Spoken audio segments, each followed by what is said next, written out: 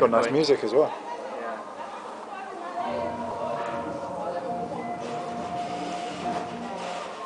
This is makes it interesting.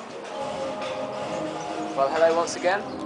It's now day 12. It's the 30th of July, and we are sitting here in the staff canteen of Hare Library. Feeling very privileged. And as you can see around, it's a beautiful place. This is a very interesting university. This is the university that Mandela came to.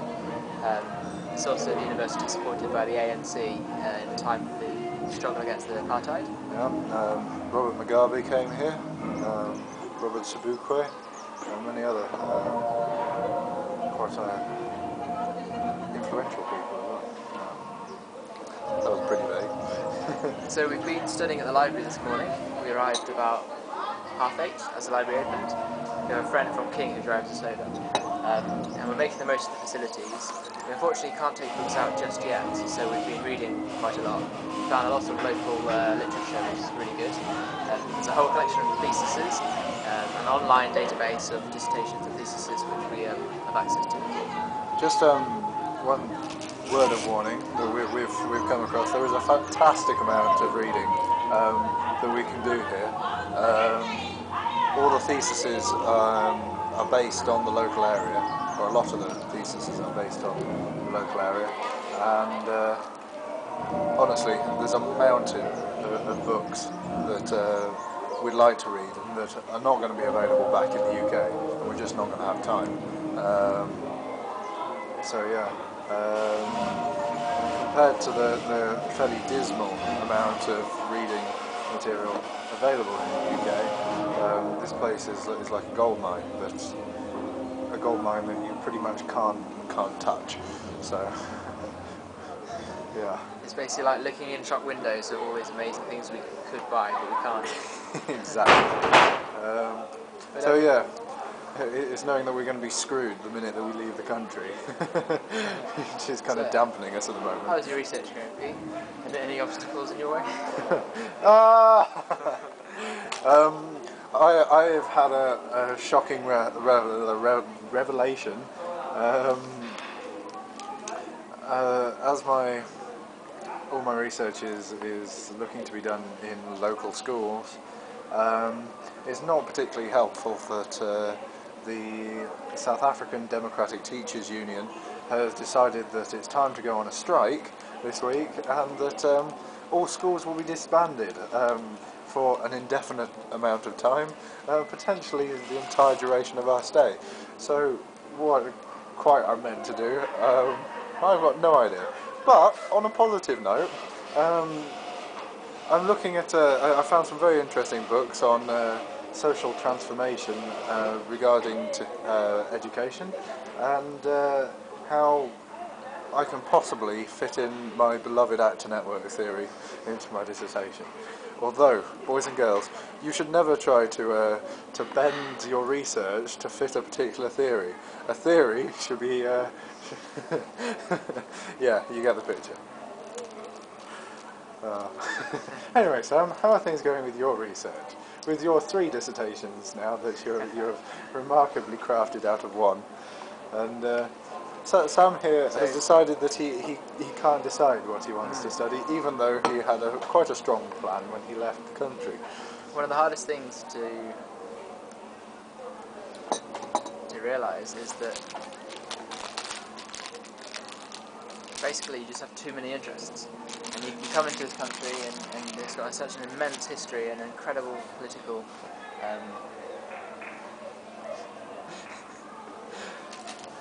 movement of struggle and liberation and basically it's really difficult to know exactly what you want to do. So my idea at the moment is to still explore the aspirations and the visions of development, looking at the capability approach. So looking at how a capability is expanded, what are people's beings and doings, how are they affected. But the problem is, yesterday I was walking home and an idea came to mind that it would be fascinating to ask people how they make sense of living in an unequal society.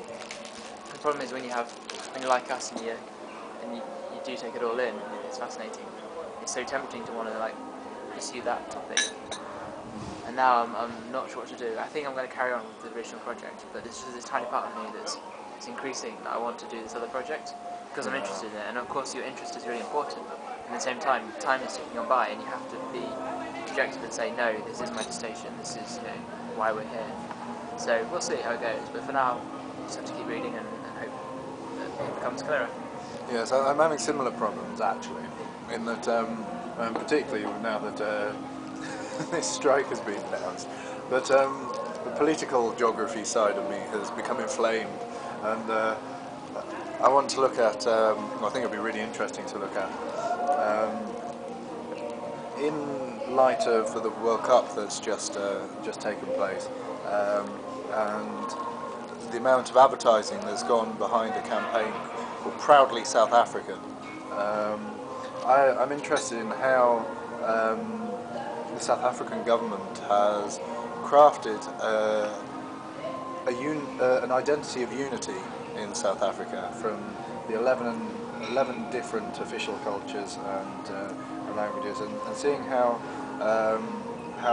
this idea of a South African identity compares and contrasts to individual perceptions of that identity. So what does a Xhosa man consider, living in a rural village, consider to be his South African identity? How does he consider? What does he consider to be the unified national identity? And compare that to, say, one of the Afrikaners or the Zulus or the Sutus, and see get 20 or 30 people to take part in interviews, just expressing what they consider to be South African. Which might end up being my saving grace. I don't know. We shall see. But also, you run into significant problems then when you start talking about wanting to change a destination idea. We've got funding from the RGS for a very specific, very specific project, and which are completely different, really, to our other ideas. But you know what we say to you, RGS?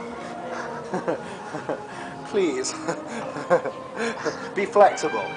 And what we say to you is, we have your money, and we're going to do what we like with it. Thanks for funding us. Sorry, that won't be on the tape, that'll be an outtake. Anyway,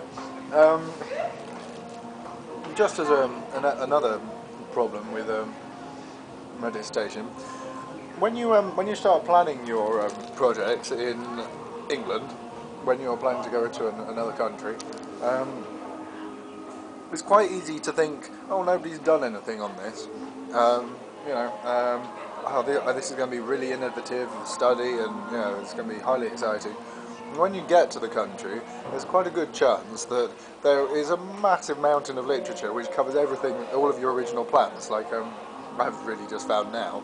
And you've got to start expanding your ideas, moving away from what you originally started with, or thoroughly being bemused as you realise that your preconceptions in England were completely wrong.